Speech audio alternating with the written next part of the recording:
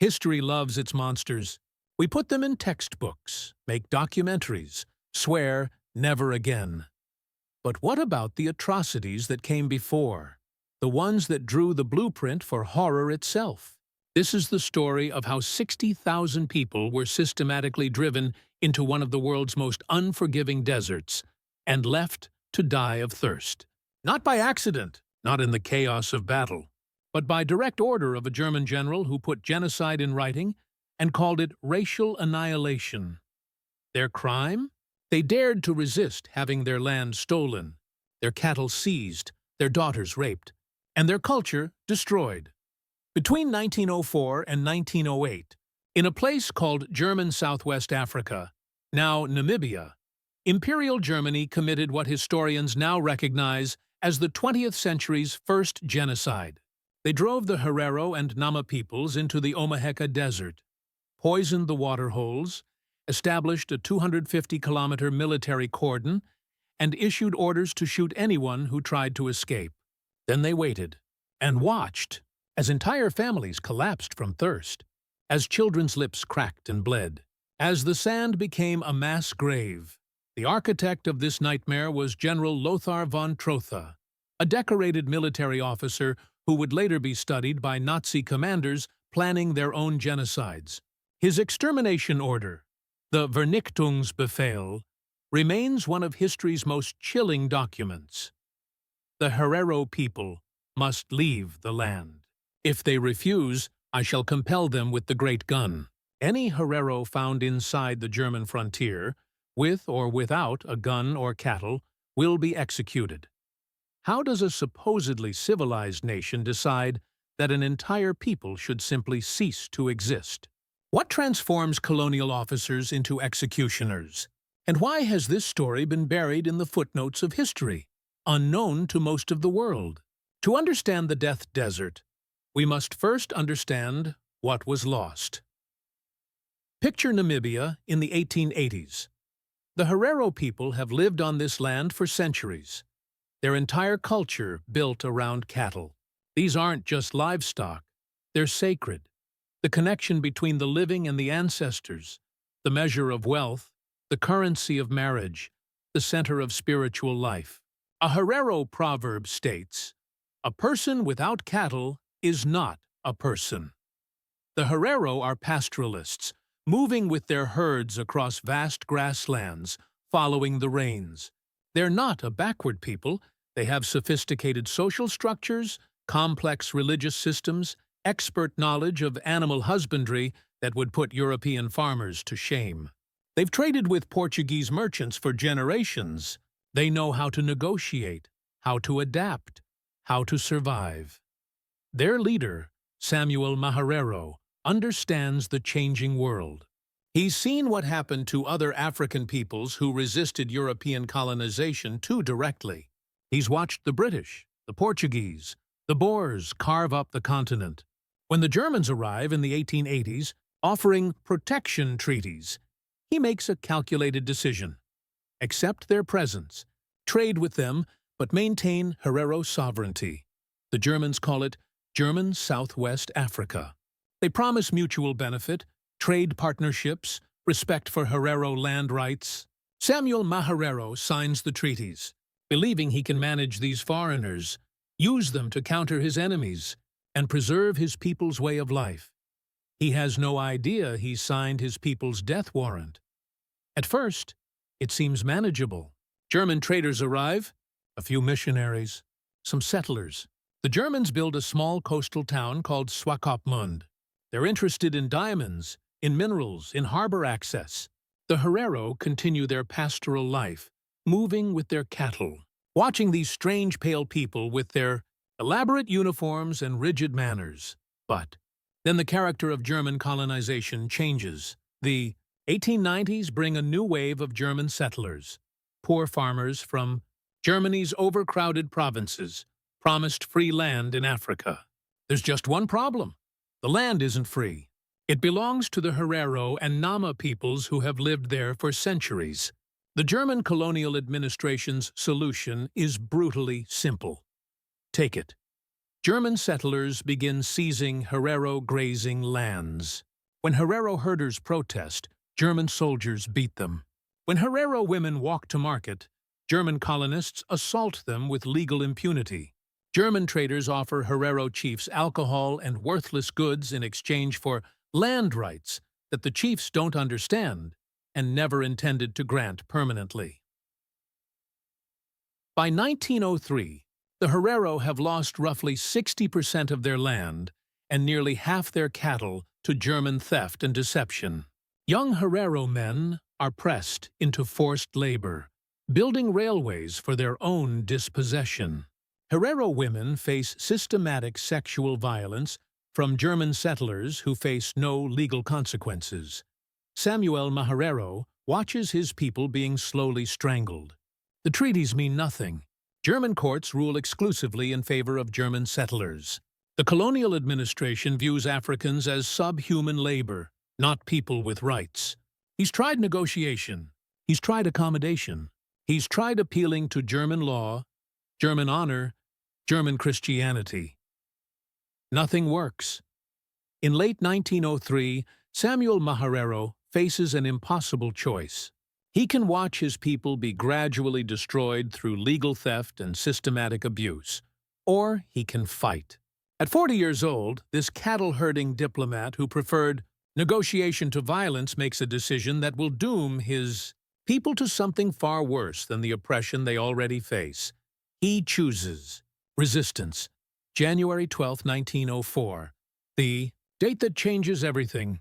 Samuel Maharero sends out the red flag, the traditional Herero call to war. His orders are specific. Attack German military installations and settler farms. Kill German men who have taken up arms. But, and this is crucial, spare German women, children, missionaries, and non-German settlers. This isn't a race war in Maharero's mind. This is a targeted rebellion against military oppression. The Herero uprising catches the Germans completely by surprise. Within days, Herero warriors have killed approximately 123 German settlers and soldiers. They destroy farms, cut telegraph lines, and attack military outposts. For a brief moment, it seems like they might actually drive the Germans out. But Maharero has made a fatal miscalculation. He's fighting like an honorable warrior, following rules of engagement, distinguishing between combatants and civilians. The Germans won't return the courtesy. News of the uprising reaches Berlin. Kaiser Wilhelm II is personally humiliated. How dare these primitives attack the German Reich? The colonial administration in German Southwest Africa is panicking. They've lost military control. They need someone who will restore German dominance through whatever means necessary. They need a monster. And they find one. Enter Lieutenant General Lothar von Trotha. At 58 years old, von Trotha is already legendary in German military circles, and not in a good way. He made his reputation crushing the Wahehe rebellion in German East Africa, where his tactics were so brutal that even other colonial officers whispered about war crimes. He believes absolutely in German racial superiority. He views Africans as subhuman obstacles to be eliminated, not people to be governed. Kaiser Wilhelm himself appoints von Trotha as Supreme Commander of German Southwest Africa, with explicit orders to crush the rebellion by any means necessary. Von Trotha arrives in June 1904 with 14,000 troops, the largest German military force ever deployed to Africa. He brings modern artillery, machine guns, and an ideology of racial extermination. But von Trotha doesn't just want military victory. He wants annihilation. August 11, 1904. The Battle of Waterberg. The Herero, realizing they can't win against German military might, have gathered at Waterberg, a place with natural springs and grazing land. They're not massing for attack. They're gathering with their families, their cattle, their children, hoping to negotiate surrender terms that will preserve some dignity and rights. Samuel Maharero still believes this can end with negotiation. He's wrong. Von Trotha has no interest in surrender terms. He studied the Herero position carefully. Waterberg sits at the edge of the Omaheke Desert, a vast, waterless expanse that stretches 200 kilometers eastward. It's one of the most hostile environments on Earth. Summer temperatures exceed 40 degrees, 104 degrees. There are virtually no permanent water sources. The sand is so fine it slips through your fingers like powder. The sun is merciless. Von Trotha sees the desert not as a geographical feature, but as a weapon.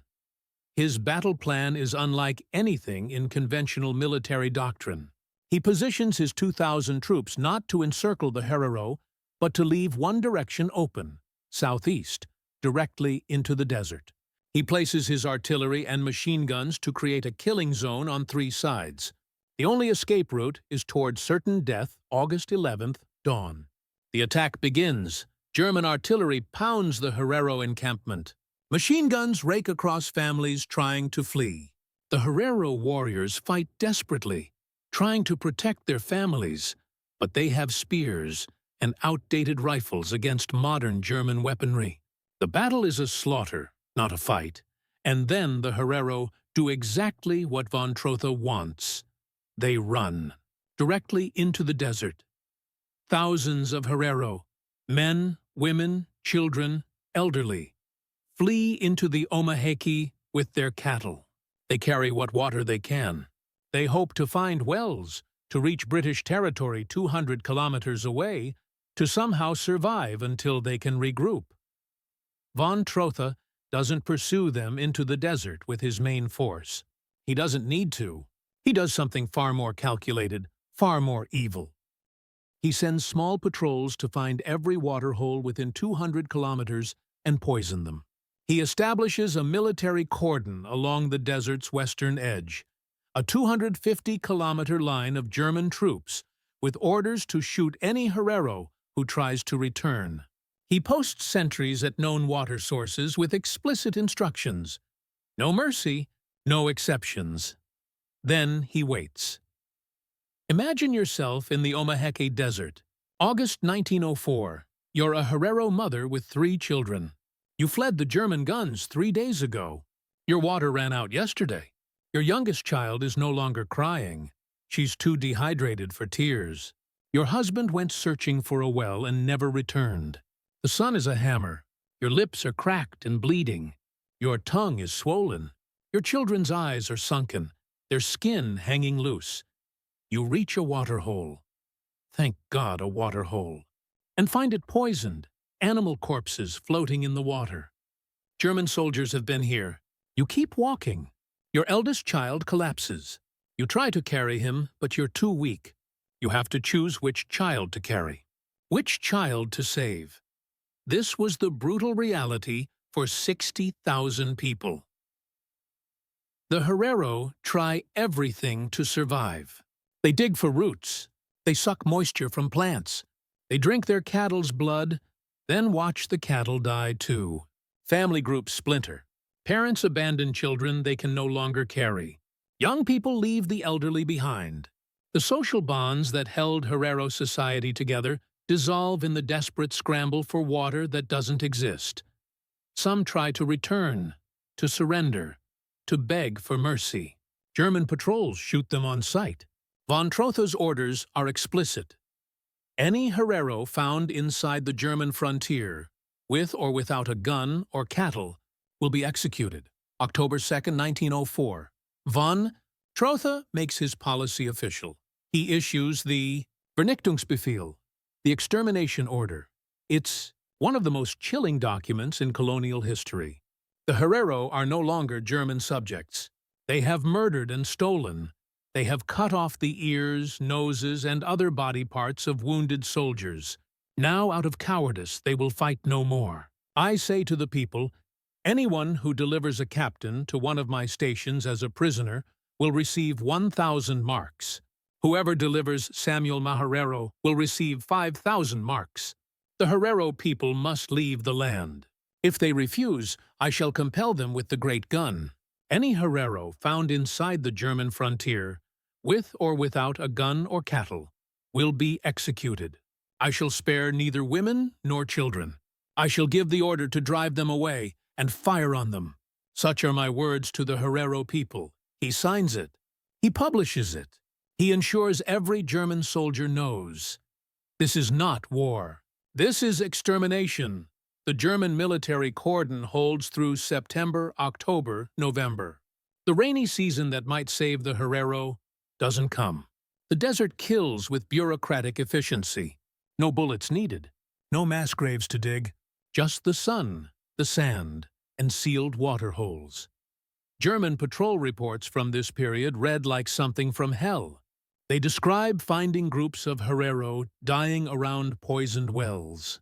They describe children wandering alone, too dehydrated to speak. They describe cattle bones and human bones mixed together in the sand. They describe this all in clinical detached language, as if documenting a natural disaster rather than orchestrated genocide. By December 1904, an estimated 40,000 Herero have died in the Omaheke Desert. Not from bullets, from thirst, from exposure, from the systematic denial of water and escape. Samuel Maharero is among the few who survived the desert crossing. He reaches British territory in Bechuanaland, now Botswana, with a handful of followers. Of the 80,000 Herero who existed in 1904, fewer than 15,000 remain alive. But von Trotha isn't finished. Those Herero who didn't flee into the desert, who remained behind or surrendered early, face a different fate. The Germans establish concentration camps, Konzentrationslager, the first in African colonial history. The largest is on Shark Island, off the coast of Lüderitz. It's a barren rock where Atlantic winds cut like knives and temperatures plunge at night. The Herero and Nama prisoners, the Nama people launched their own rebellion in October 1904 and faced similar extermination policies, are forced to labor in diamond mines and on railway construction. The conditions in these camps make the desert seem merciful. Prisoners receive minimal food, often just rice water. They sleep in the open air without blankets, even in winter. They're forced to labor until they collapse. Women are systematically raped by German guards. Medical care is non-existent. German doctors use the camps as laboratories. They conduct racial experiments on prisoners. They collect Herero skulls and ship them to German universities for racial science research. These skulls won't be returned to Namibia until 2011, over a century later. The death rate in the concentration camps exceeds 50%. On Shark Island, it reaches nearly 80%. Prisoners die of exposure, starvation, disease, exhaustion, and abuse.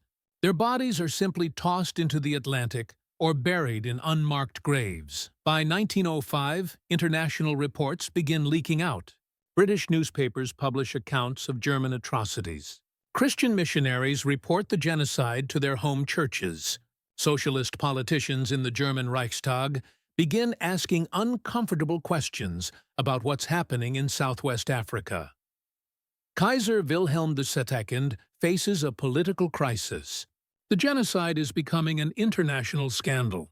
Germany's carefully cultivated image as a civilized European power is being tarnished by reports of extermination orders and concentration camps. In November 1905, Wilhelm recalls von Trotha's extermination order not because it's morally wrong, but because it's politically inconvenient. The order is officially cancelled. Von Trotha is eventually reassigned, but the damage is done. By 1908, when the last concentration camps close, the Herero population has been reduced from approximately 80,000 to fewer than 15,000 Hollers, an 80% reduction in just 4 years. The Nama people, who face similar policies after their 1904 rebellion, are reduced from 20,000 to 10,000. The survivors are broken people on stolen land. German colonial law strips them of all property rights. They're forbidden from owning cattle or land. They're forced into indentured servitude on German farms. Their children are removed and placed with German families. Their language and culture are systematically suppressed Germany has achieved von Trotha's goal. The Herero and Nama peoples have been effectively destroyed as independent societies. The Herero and Nama genocide should be one of history's most studied atrocities. It's not. In 1915, South Africa conquers German Southwest Africa during World War I. The genocide becomes inconvenient history for the new colonial power. In 1918, Germany loses World War I and all its colonies. The genocide becomes an embarrassing footnote that German historians prefer to ignore. In 1948, Namibia becomes a South African territory under apartheid. The genocide becomes forbidden history. The survivors and their descendants live as dispossessed people in their own land for another 75 years, until Namibian independence in 1990. But here's what makes this genocide historically crucial. It was the blueprint. The concentration camps in Namibia were studied by Nazi officials planning their own camps. The racial science conducted on Herero skulls influenced Nazi eugenics theories. The extermination order's language appears in Nazi documents about the final solution. Several Nazi officials, including Hermann Göring's father, served in German Southwest Africa and brought home the lessons of efficient genocide. The Holocaust didn't emerge from nowhere. It had a template, and that template was tested in the Omaheki Desert. Today, the Herero and Nama peoples are still fighting for justice. Germany didn't officially acknowledge the genocide until 2015, 111 years later. In 2021, Germany offered an apology and $1.1 billion in development aid, but refuses to pay direct reparations, arguing it would set precedents for other colonial crimes. The descendants of genocide survivors find this insulting. They want formal reparations. They want their ancestors' land returned. They want the world to remember, because 60,000 people didn't just die in the desert. They were murdered there by deliberate policy, by poisoned wells and military cordons, by a German general who put genocide in writing and a Kaiser who approved it. The Omaheki Desert keeps their bones. The wind whispers their names, and the world has largely forgotten they ever existed. But forgetting is how it happens again. So ask yourself, how many other genocides have been buried in history's footnotes? How many other peoples were systematically erased while the world looked away? And what does it say about us that this story, this blueprint for industrial genocide, remains unknown to most people today? If this forgotten atrocity has shocked you, share this story. The victims of the Omaheki Desert deserve to be remembered. The 60,000 who died of thirst deserve justice, even if it comes a century too late. What do you think should be done for the descendants of the Herero and Nama peoples? Does Germany's apology go far enough? Should there be formal reparations for colonial genocide? Let us know in the comments, and subscribe to ensure these forgotten stories never remain buried again. Because the only thing worse than committing genocide is forgetting it ever happened.